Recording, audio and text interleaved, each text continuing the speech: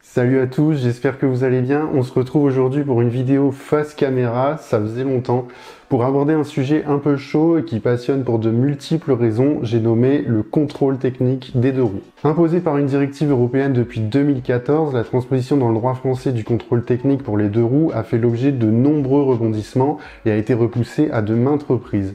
Il semblerait désormais que nous soyons sur la fin de ce feuilleton qui a commencé il y a bientôt 10 ans, puisque le contrôle technique pour les deux roues motorisées devrait entrer en vigueur en 2024 et plus précisément à compter du 15 avril 2024. Alors à quoi s'attendre de ce contrôle? Quelles seront ses modalités? Quels seront les véhicules concernés? Est-ce vraiment définitif? Nous faisons le point dans cette vidéo sur le contrôle technique des deux roues motorisées. En premier lieu, avant d'attaquer d'un peu plus près le sujet de la vidéo, je tiens à préciser que cette vidéo n'a pas pour intérêt de promouvoir le contrôle technique. Chacun est libre d'avoir son avis sur le sujet, j'ai le mien et vous avez le vôtre, mais le but est ici tout simplement de faire un état des lieux de la situation et de comprendre d'un peu plus près à quoi nous attendre, donc ne me jetez pas la pierre et rentrons dans le vif du sujet. Suite à sa décision du 1er juin 2023, le Conseil d'État avait donné au gouvernement 2 mois pour se mettre en conformité avec la réglementation européenne. C'est désormais chose faite, puisqu'après une consultation préalable qui n'a pas donné grand-chose, soyons honnêtes, le gouvernement a publié au journal officiel le 24 octobre dernier le décret numéro 2023-974 modifiant la partie réglementaire du code de la route sur ce point, ainsi que l'arrêté portant application du contrôle technique des deux roues motorisées. Ces derniers nous permettent d'y voir beaucoup plus clair et surtout de savoir à quelle sauce nous serons mangés. Pour cela, il faut se tourner vers l'article 2 de l'arrêté qui liste les différents véhicules considérés comme de catégorie L et donc relevant de cette nouvelle obligation de contrôle technique. D'après cet article, seront ainsi considérés les véhicules motorisés à 2 ou 3 roues, les quadricycles à moteur, donc en gros les voitures sans permis. La chose à retenir et qui n'est pas sans conséquence, c'est que l'article ne fait pas de différenciation et englobe ainsi tous les véhicules motorisés à 2 roues. Le contrôle concernera donc toutes les cylindrées de 2 roues, moto ou scooter.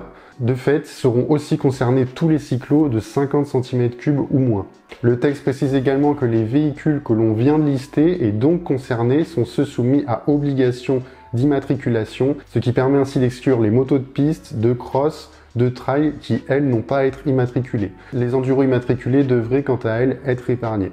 Autre exception, plus subtile celle-là, puisqu'elle s'appliquera en vertu des dispositions déjà existantes, même si ça ne concerne pas énormément de monde au final, les 2 roues qualifiées de véhicules de collection et immatriculées avant le 1er janvier 1960 ne seront pas concernées par ce nouveau contrôle technique.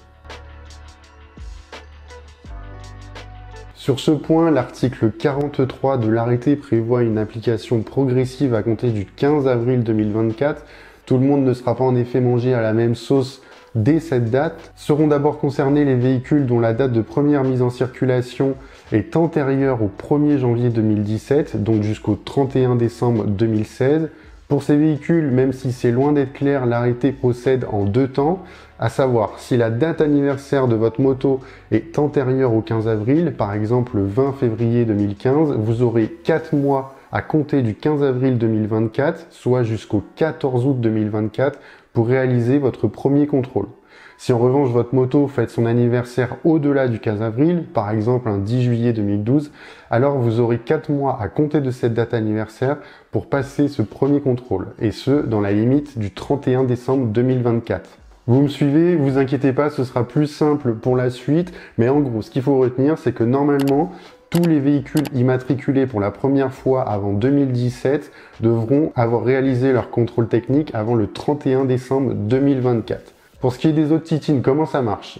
Toujours dans l'idée du déploiement progressif, l'arrêté prévoit que les motos immatriculées pour la première fois en 2017, 2018 et 2019 devront réaliser leur premier contrôle en 2025 dans les 4 mois suivant leur date anniversaire, et ce, cette fois-ci, dans la limite du 31 décembre 2025. Maintenant qu'on commence à peu près à comprendre le principe, on recommence pour les motos de 2020 et 2021 qui devront, elles, passer leur premier contrôle en 2026 dans les 4 mois suivant leur date anniversaire et dans la limite du 31 décembre 2026. On finit enfin par les motos immatriculées à partir du 1er janvier 2022 qui, elles, devront passer leur premier contrôle dans les 6 mois précédant leur 5e anniversaire. Donc par exemple, si vous avez une moto du 31 juillet 2022, vous devrez passer votre contrôle technique au plus tard le 30 juillet 2027.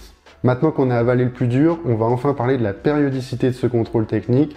La lecture combinée de l'article R323-27 du Code de la route dans sa rédaction issue du décret et de l'arrêté, notamment son article 4, nous amène à constater qu'une fois effectué pour la première fois, le contrôle technique devra avoir lieu tous les 3 ans ou tous les 5 ans pour les 2 roues de collection immatriculées après le 1er janvier 1960. Dernière précision, le décret et l'arrêté précisent également qu'avant toute mutation du titulaire de la carte grise, donc en gros principalement avant toute vente ou en cas de don, et pour un véhicule de plus de 5 ans, un procès-verbal de moins de 6 mois devrait être remis à l'acquéreur. Donc en gros, comme pour les voitures, si votre moto a plus de 5 ans au moment de sa vente, vous devrez dans les 6 mois qui précèdent la vente avoir passé un contrôle technique favorable.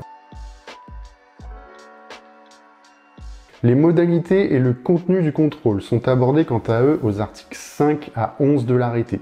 Les points de contrôle précis sont listés en annexe 1 de l'arrêté.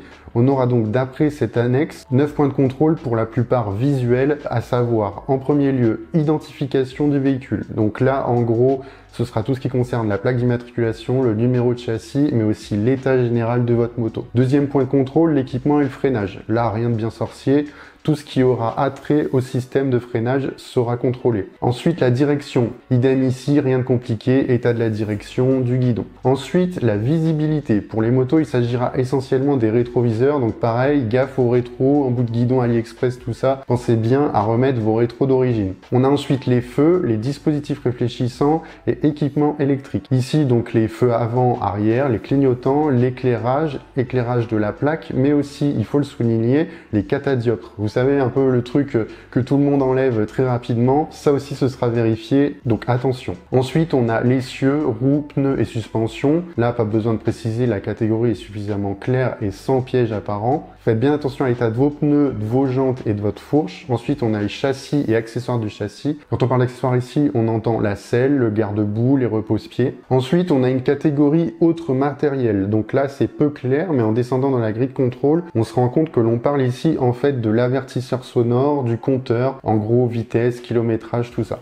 Et enfin, autre point de contrôle et non des moindres, là il faudra remettre les chicanes ou vos lignes d'origine puisque seront contrôlées ici les nuisances sonores mais aussi l'émission de polluants ou la perte de liquide. Voilà pour les 9 points de contrôle. Si vous souhaitez une analyse détaillée de chaque point, je vous invite à regarder l'annexe 1 de l'arrêté que je vous mettrai en lien dans la description et qui liste limitativement chaque élément qui sera contrôlé pour les 9 catégories que l'on vient d'énoncer. Lors du contrôle, si un ou plusieurs éléments de l'un des 9 points de contrôle que l'on vient d'énoncer présente une défaillance majeure, alors comme en voiture, vous n'aurez malheureusement pas le précieux papier et vous serez recalé avec une contre-visite et une obligation de passer un nouveau contrôle dans un délai de 2 mois, là encore comme les voitures. En revanche, si vous avez une défaillance critique, la contre-visite vous permettra de rouler le jour même du contrôle, mais par contre, vous devrez tout de suite vous mettre en conformité. Puisqu'on parle du résultat du contrôle, autre point et non des moindres, vous vous posez sûrement la question de la vignette. Devra-t-on l'ajouter sur le garde-boue, la fourche ou autre par ailleurs, comme pour notre vignette d'assurance?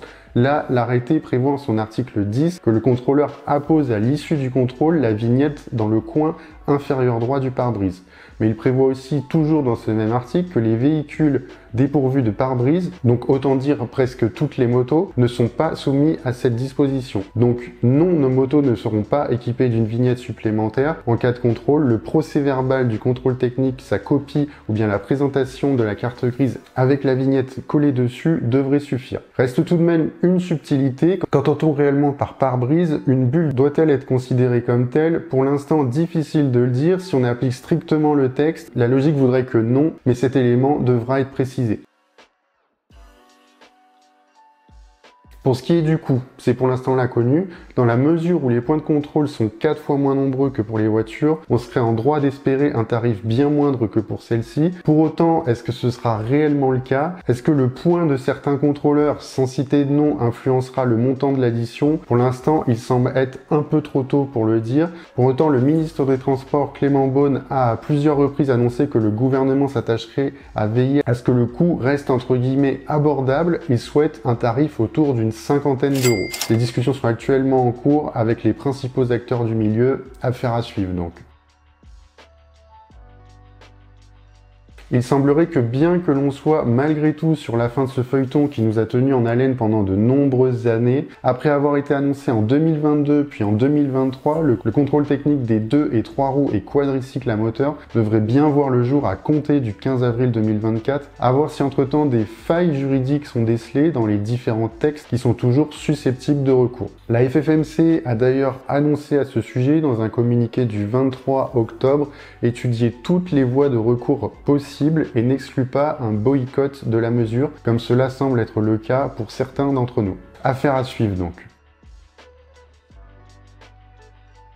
En conclusion, et comme évoqué précédemment, après avoir repoussé l'échéance à de nombreuses reprises, il semblerait que le gouvernement ait enfin pris le pli de se conformer aux exigences européennes et à l'injonction du Conseil d'État de juin dernier. On aura donc bien un contrôle technique dont le contenu sera fortement allégé, que ce soit en point de contrôle ou en technique, puisque l'inspection visuelle semble être privilégiée pour un coût qui lui ne devrait pas suivre le même allègement. De plus, il semblerait que malgré tout de nombreux points soient laissés à l'inconnu, comme la formation nécessaire des contrôleurs, ou pour compenser ce point, l'arrêté prévoit la possibilité pour chaque propriétaire de manipuler sa moto sur demande du contrôleur, qui montre bien que certains angles de la mesure n'ont pas été totalement anticipés.